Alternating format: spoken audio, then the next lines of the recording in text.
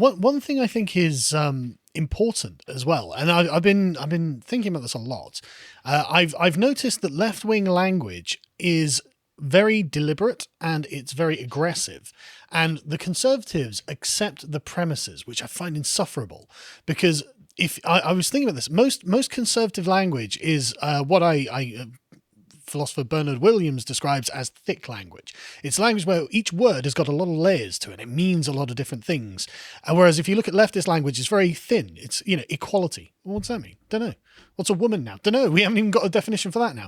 And so what the leftist language tends to be actually quite external and objective, and something that you can, from the perspective of the universe.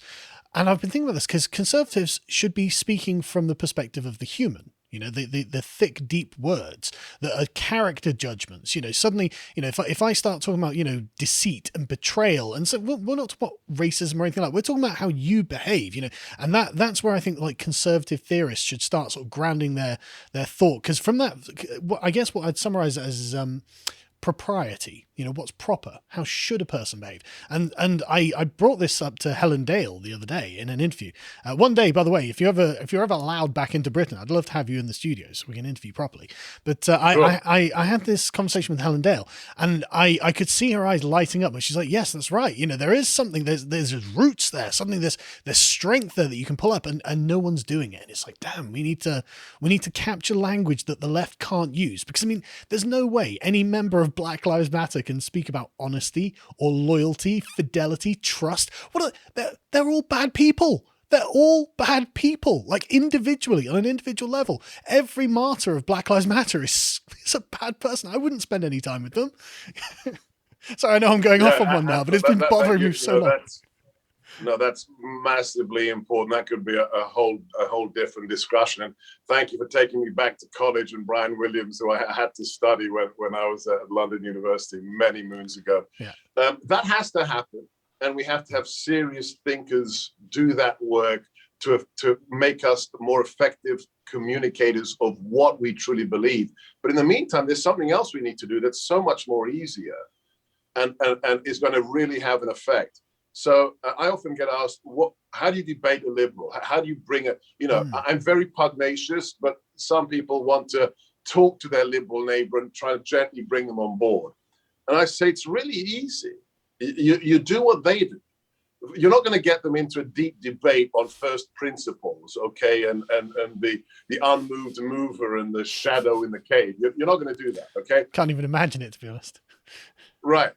But you can do what the left does. So what's the most divisive thing right now? Under Trump, it was the wall. And today it's the absolute immigration disaster. 6,000 illegal immigrants every day across the border, 500 children being trafficked. So I always give people an example. So you're talking to your liberal buddy at the barbecue or at the water cooler at the office, and you start talking to them about, hey, what do you think about that situation at the border? And you start talking, say, did you know that the UN, not a hotbed of Trumpism, and Human Rights Watch estimates that between 30 and 80% of the women and children being trafficked are raped or sexually assaulted, up to 80%. And they go, oh, really? Wow. And then you say to them, did you know that in Juarez province, in northern Mexico, mothers, because there's this loophole with the Customs Patrol, mothers are renting out their toddlers to the traffickers at the cost of $500 a day. So when a gaggle of illegals is intercepted, they hold up the baby and say, we're a family unit. You can't deport us. Then the toddler is smuggled back to Mexico and then re-rented the next day. And, what, really? And you can send them the HuffPo article or whatever. And then you hit him in the gut and you say, you don't like rape, do you? You don't think rape is good, or that toddlers should be rented out.